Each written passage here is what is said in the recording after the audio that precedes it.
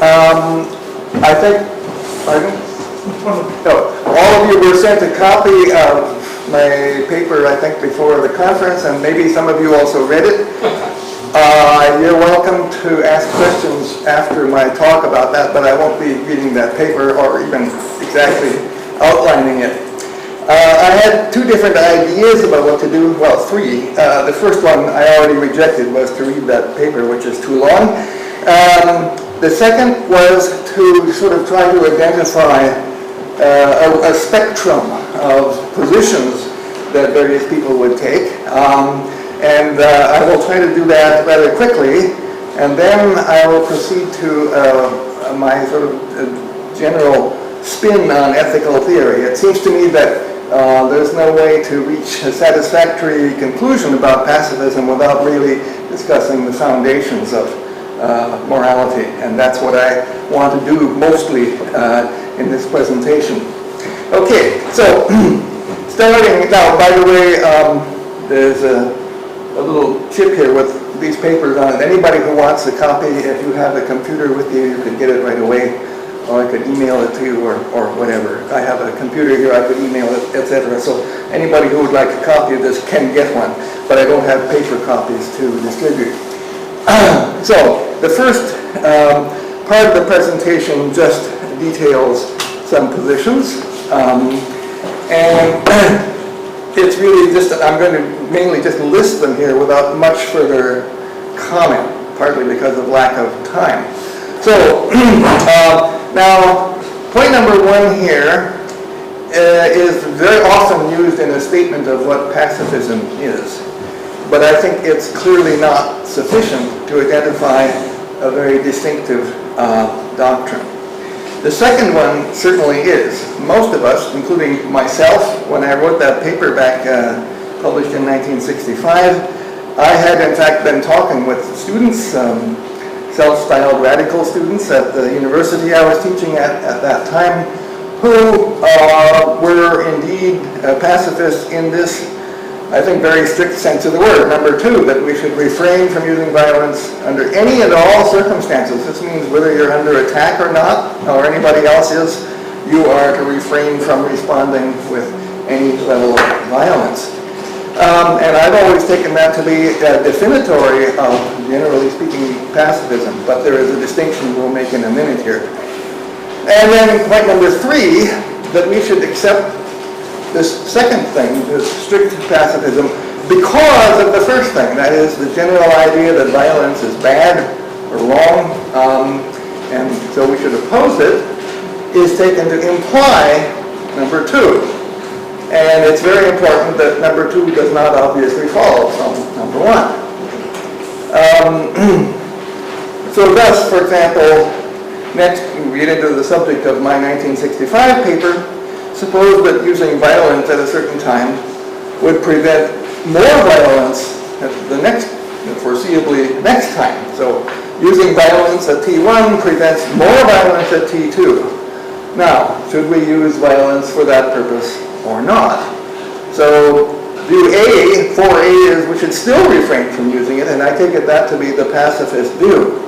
But that's what puts the pressure on the pacifist, because if you really hold number one, and number four is correct, how can you also maintain number two when, after all, it will produce more of the thing that you oppose than if you don't use violence yourself? And that seems to me to be the pacifist basic dilemma at that level. Now I make some distinctions about how much sort of regret you should feel if you do use it, and I think we will skip that for the moment, though I believe it will arise quite extensively later. Now, a different question is raised by number five. Suppose that you're using violence at this time would defend an innocent person from the violence of an aggressor. Now notice that this doesn't require the premise that more violence would happen if you don't use violence right now, because whether the aggressor is going to use, in some sense, more violence or not isn't the point.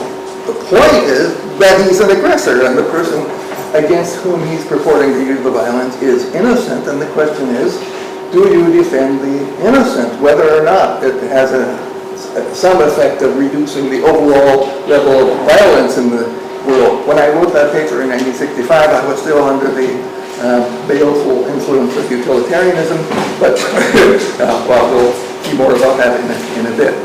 So we have this same kind of questions used about that. Both of those, it seems to me, are problems for the pacifists, but problems of slightly different kinds. Nevertheless, they're problems stemming from the same root, which is, damn it, violence is wrong.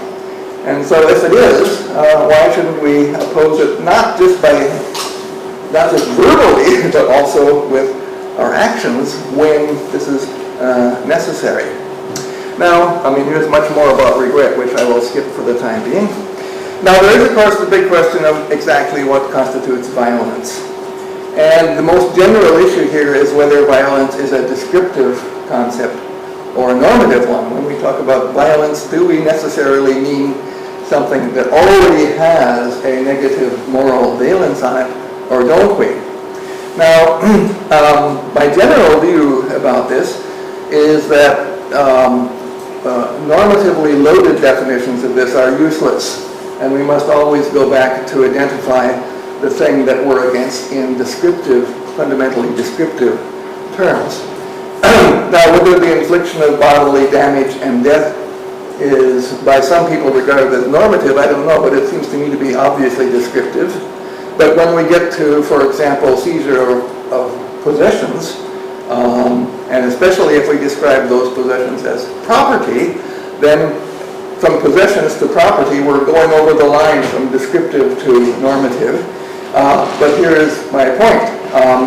If we count the theft of somebody's possession as a matter of violence, which I think we should, then we have another region of subject matter about which undoubtedly there's going to be disagreement among those of us who are not sympathetic to what we think of as pacifists and those who are. So I think then, as I say generally, in order to get anywhere and to avoid just begging questions, we always need to ultimately identify descriptively what it is we claim to be against, and then why we are against that, why that should matter. So arguments are needed as to why those are relevant. Okay, now a major distinction that of course pervades much of this is between what we might call strictly personal pacifism, which gives rise to movies like Gentle Persuasion, and is that what the title of Gary Friendly Cooper? Persuasion. What? Friendly Persuasion, yes, that's right, very good. Wonderful movie for the pacifist to see, by the way. For the discussion of personal pacifism, it's one of the best things that there is. I have only seen it once, but it's unforgettable. But many pacifists today regard the discussion of that kind of pacifism as out of bounds. It's really war that they're concerned with, and we'll call that war pacifism.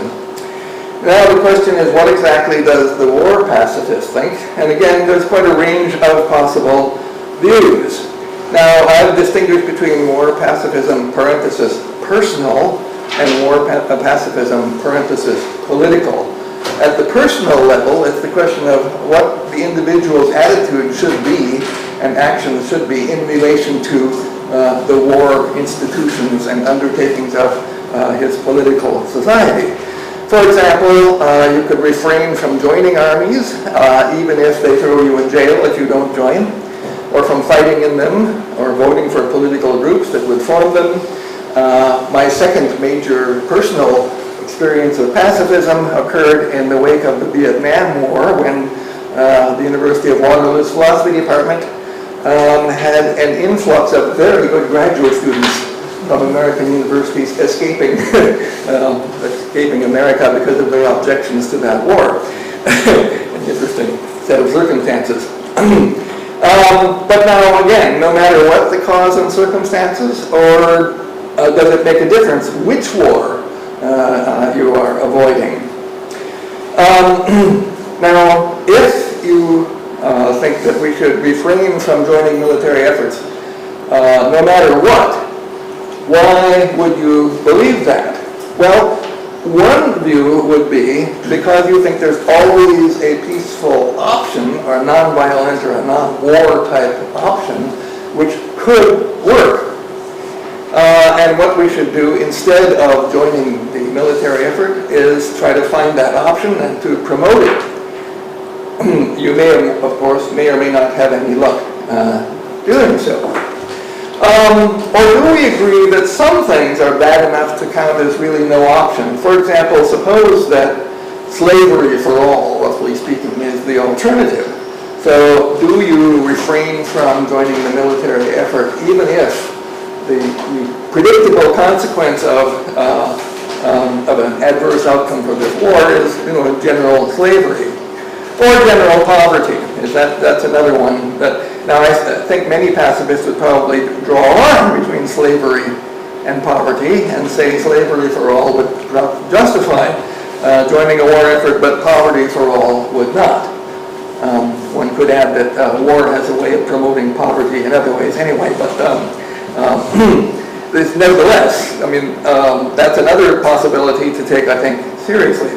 Or again, of course, number three, being compelled to accept some previously alien religion. Now, I think many pacifists would be extremely unhappy about that, as well as, of course, a lot of non-pacifists. Or subjection to some awful tyrant, as I put it, which, of course, brings up the question, are there any non-awful tyrants? Now, this is a set of very real possibilities. There wars have been fought where it does look as though this was the option. I think this is a realistic list, and no doubt someone will think of some others. So we have to ask the war pacifists, well, what about those? Do you really think that you would not be justified in fighting even if one or more of those was the consequence? Now, another thing you can do is become a conscientious objector. Now, that's, of course, a rather special status, and I'm pleased to see we have got at least one paper coming up about that, which I'll be very interested to hear.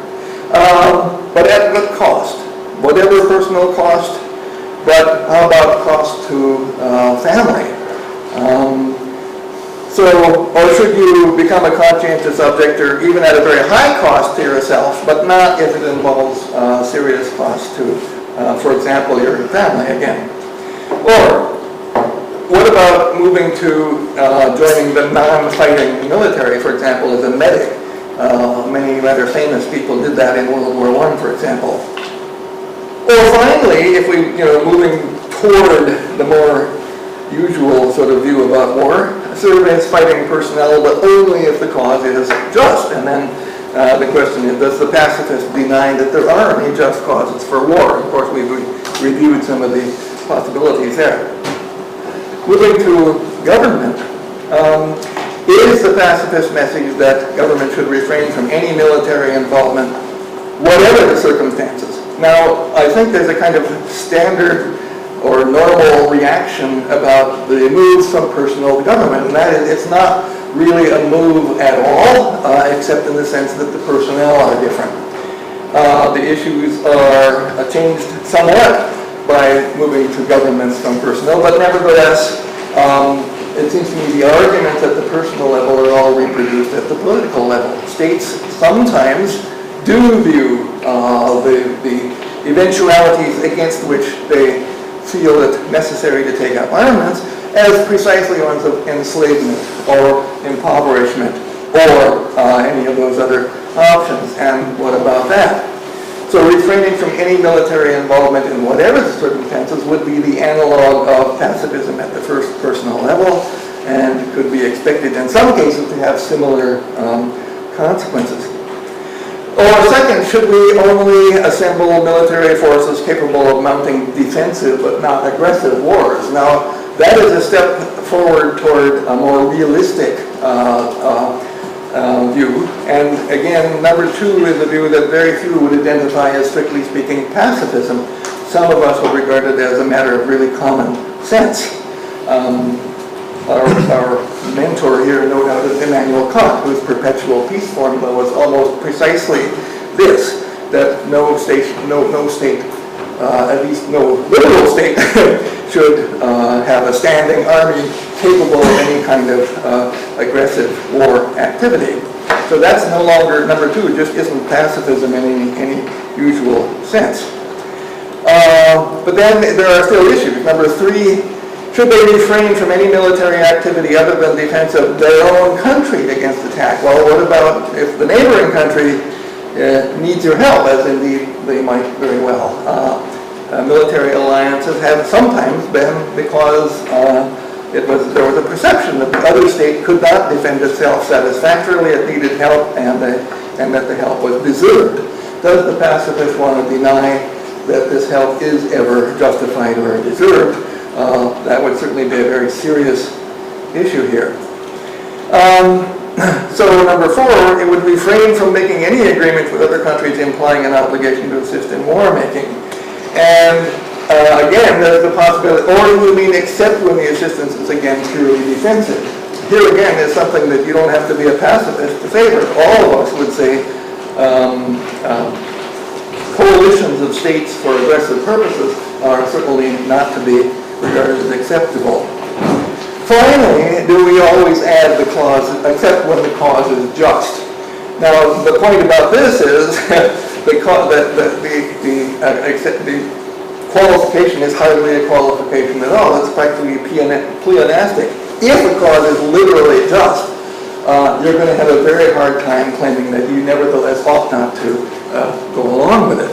But of course, the pacifist will claim that it never is, or at least it seems to me that's the kind of thing he has to claim, and he's going to have a very difficult time maintaining it. Well, okay, now, I think that's a very quick sort of scanning of the issues, and they will be coming up all through this conference, so that's in the way of a kind of introduction to the conference. Okay, now for my spin on these topics generally, so let's call this Human Nature, the Foundations of Morals, and Peace. Okay, in the first place, a moral type normative theory. Now there's room for evaluative theories of all kinds of subjects. Aesthetic, for example, and there's sort of a way of life ethics. How should you personally live your life? What's the best kind of life to live? This is not the subject of morality. We're talking about morality as a social doctrine, an interpersonal set of requirements or recommendations at any rate, addressed to everybody in general and claimed to be somehow valid for all these people who are authoritative. Any such theory must, I think, address people as they are and not people as we think that they should be. In fact, my claim that people should be this way is itself a normative claim of a kind that would need to be defended. And how would you defend it? My answer is the only way you can defend it rationally is to move back a notch to the sort of person the other person is and then see what there is to be said from the standpoint he has as he is. So oughts have to be based on ises about us and our situations. Now, nextly, I take it as a fundamental point in moral theory of this real-worldy type that reason is devoted to the promoting of one's interests. And one's interests, roughly speaking, arise from what Plato would call the spirit and the appetites. He wanted to claim that they originated in reason qua reason, and so did Immanuel Kant, and those seem to me to be hopeless ideas. We take it that reason is a matter of the intellect, and the intellect is concerned with information processing only. So it's concerned with logic and fact gathering, roughly speaking. Therefore, we need to address agents acting practically given their interests and, of course, their social situations. Now, social situations can change. And sometimes they can be changed. Changes in them can be in some way imposed. However, here again, we get to the same point as my opening point, which is you can't anticipate these changes, That is to say, you mustn't reason in moral theories of the way things would be if only these changes had already taken place, but we need to start where we are now and see where we can get from here with the resources that we have available now. Now, so number 5, I take it that, along with Thomas Hobbes, that the capacity or capability of doing violence to other people, interpersonal violence, is inherent in essentially all of us. Now I say essentially simply to allow for the possibility that some people are not in any sort of serious sense capable of using violence. Nevertheless, normal people, and that's almost everybody, are thus capable. They have the physical equipment to do so, and they at least notionally have the psychological equipment to do so, at least if they think it's necessary. And so is the potential to be harmed. We are all vulnerable. Now, Hobbes thought that we were equally vulnerable, and of course that's a very important, raises a very important issue, which we'll get to shortly. Tandem with number 5, however, is number 6, and that is the potential for benefiting from the ministries of others. Now, of course, one set of benefits available from others is simply the reflex of number 5. That is, I benefit from you not using your capacity to do violence to me. That would be a benefit to me, and I think a major one. What I mean by the benefiting capability in number 6 is going beyond this and not only refraining from doing violence to others, but also positively helping them in any number of ways. And the general point here is that almost any normal human being is clearly capable of giving serious benefits to almost any other human being on many occasions. That's part of the normal background of human social life.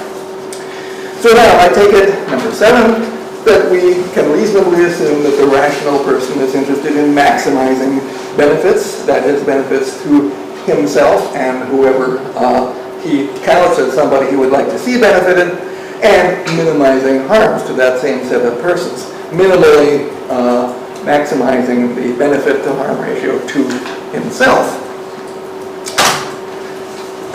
Now about norms, they are, for one thing, a person's norms are, I take it, dispositional. When you seriously have a norm, then we can predict to some degree how you will act in light of that. You will act the way you claim that people ought to act. Of course, they are not just dispositions to act, but they are also, as I put it, advertisements. That is, when we have a moral principle, we are making a claim about what other people ought to do, and we make this claim, so to speak, in public. We use it to criticize other people's behavior. We transmit this. Now, so it's what we say we are for or against, and these are formulated notionally here as rules or principles for this purpose. That is, what we're concerned with is those norms that you are ready to universalize, to lay down as rules for all. And when you do this, I take it you imply that it will also work for others. Laying down a norm that you know other people have perfectly good reason not to accept is therefore crazy, and it's not a step toward a workable morality. Thus, I want to make a general claim, again, along with Hobbes, that the price of peace from me is peace from you. I lay down my ability to inflict damage on you in return for your laying down your ability to do so to me. Now then, point number 8, which I think is extremely important, and its influence is totally pervasive in all of these discussions, and that is that people who think they are smarter or tougher than others are, to put it bluntly, wrong. Now, the trouble with that, of course, is that in particular short-term cases anyway, they often are not, and there's the question what to do about that. When I say that they are wrong when they think this, what I mean is, however smart or tough you are, you know you think about it, that there are other people out there who are going to outsmart you or out-tough you in one respect or another if they put their minds to it, and you better take this into account. So we need to induce people to see the longer term, the bigger picture, and after all, when you're trying to lay down universal norms, obviously the big picture is exactly what we are looking at. So for example, 8.3, consider, now this is a very short 1-minute diatribe against claiming religious foundations of morals. That religious war is utterly futile is something that's extremely important to persuade people of, and easy to persuade them of if they are ready to even consider the matter at all. Religious wars notoriously won't prove anything, but they will kill a lot of people, and what's the point? Now, there are going to be people who will say, well, there still is a point, and we will get to that maybe in a moment. If we can't, now then the problem is, well, if we can't fool all the people all the time, is fooling some of them some of the time enough? Well, that too is a very important question because, you know, the tough guy or the guy who's temporarily tough, temporarily smart, might be able to persuade a fair number of people that they should nevertheless kowtow to him and enable him to have the power he's aiming for, etc. And my claim is that thinking this way as a general thing is totally absurd as a sort of component of the moral project. We have every reason to be opposed to anybody who behaves like that. Now, point number 9 will probably raise some brows, but it is meant very seriously. And this is, there are no serious resource problems.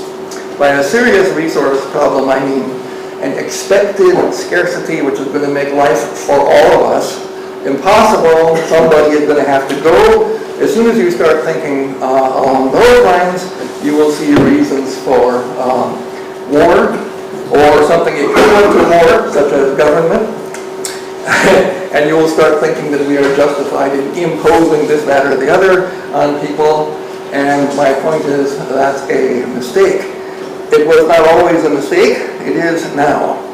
Humans are the fundamental resource.